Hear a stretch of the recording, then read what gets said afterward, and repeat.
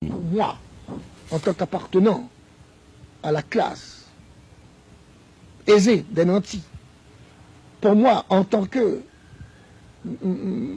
partie prenante du leadership de l'establishment national, eh bien, je crois que pour nous, de la bourgeoisie haïtienne, ça a été une gifle, ça a été une honte. Cela veut dire quoi? Cela veut dire que avant 1915, nous avons été incapables, nous-mêmes, de résoudre les problèmes, de résoudre les tâches bourgeoises à l'échelle de la nation. Quelles sont les tâches bourgeoises à l'échelle d'une nation, dans une république bourgeoise? Eh bien, ces tâches sont bâtir des routes, construire des hôpitaux, des écoles. Ce ne sont pas des tâches révolutionnaires, ce ne sont pas des tâches socialistes, c'est des tâches bourgeoises. C'est avoir une armée, c'est avoir une administration saine, comme les grandes bourgeoisies ont bâti dans leur système, ont bâti ces institutions. Et en 1915, nous n'avions ni armée, nous n'avions pas d'administration, nous n'avions pas de route, nous n'avions pas d'hôpitaux. La faute à qui? Mais la faute à nous, de la bourgeoisie, des bourgeoisies, noires et mulâtres, du nord et du sud, des bourgeoisies, les uns s'appelaient bourgeois, les autres les militaires, pour distinguer les deux ailes de la bourgeoisie. C'est notre faute. Nous avons été incapables, avant 1915, de remplir nos tâches historiques bourgeoises. Et l'occupant l'a réalisé.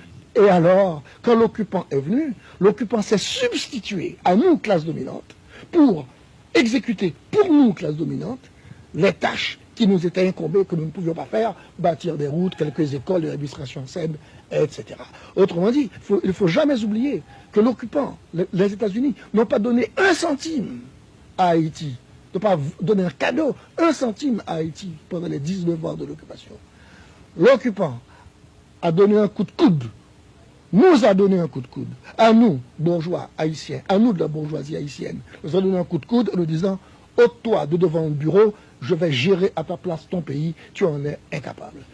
Avez-vous pour autant honte d'être haïtien? Je n'ai pas honte d'être haïtien. Je suis triste d'être haïtien, à certains moments. Triste d'être haïtien, ça veut dire quoi? Ça veut, par exemple, dans l'arrière-pays, dans le plateau central, où je suis allé interroger, excusez-moi, je dis, nos frères paysans. Mais je vous prie de croire qu'il n'a pas, que je dis nos frères sans vanité, que je suis allé interroger nos frères paysans sur la corvée, sur l'occupation américaine. Je me rappelle que l'un d'entre eux, après m'avoir expliqué tout ce qu'il avait vécu, j'étais épouvanté. Et je lui ai dit, mais comment on fait subir un mari comme ça? Et il m'a répondu par cette phrase déchirante. Et si simplement, il m'a dit, où qu'on est? Haïtien pape Mati. Haïtien pape Mati. Et puis il n'y a pas de quoi être triste en entendant une telle phrase. Et cette vieille chanson que j'ai lue dans un vieux journal haïtien au moment du départ, du premier exode des Haïtiens en 1919, ce départ, ces gens qui allaient à Cuba couper les cannes parce qu'il y avait des industries sucrières qui se développaient là-bas. Et dans ce journal, on dit, nous avons entendu l'un d'entre eux chanter cette vieille chanson africaine. Malheureusement, je n'ai pas la musique, je me rappelle les paroles de tête. Cette vieille chanson sur des airs africains, sur un air africain, cette vieille chanson qui dit « M'a tourné en Congo, m'a tourné en Guinée, pays à pas pour moi, m'a quitté pays à pour yo. » Yo, c'était qui? C'est nous. C'est nous.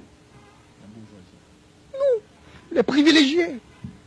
Alors, quand je vois, je ne veux pas faire de discours politique, social et révolutionnaire, mais quand même, écoutez, tu vas me demander si j'ai honte d'être haïtien. Je n'ai pas honte d'être haïtien.